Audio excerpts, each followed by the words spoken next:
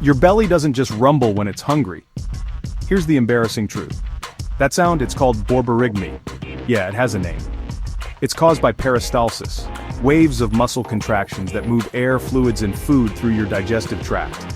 Even if you're not hungry, your gut keeps working. And yeah, sometimes it makes sure everyone in the room knows it. So the next time your stomach speaks up, just know it's doing its job. Subscribe for more science that tells you what your body's really saying.